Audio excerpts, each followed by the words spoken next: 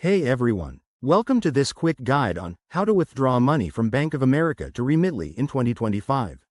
If you're sending money abroad or managing international transfers, this step-by-step process will make it straightforward and hassle-free. Let's dive right in. First things first, make sure you have active accounts with both Bank of America and Remitly.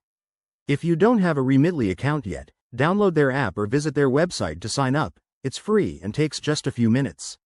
Step 1. Log into your Bank of America online banking portal or mobile app using your credentials. Head over to the Transfers or Payments section to get started. Step 2. Select the option to add an external account. You'll need to enter Remitly's details, which might include your Remitly wallet information. Bank of America may require verification, like a small test deposit, so be patient during this step. Step 3. Once the accounts are linked, choose the amount you want to transfer.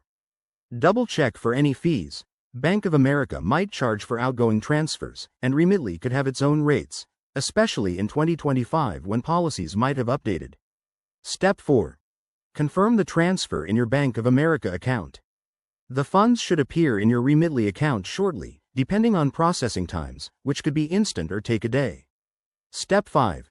Now, switch to the Remitly app or website. Log in and select the option to send money.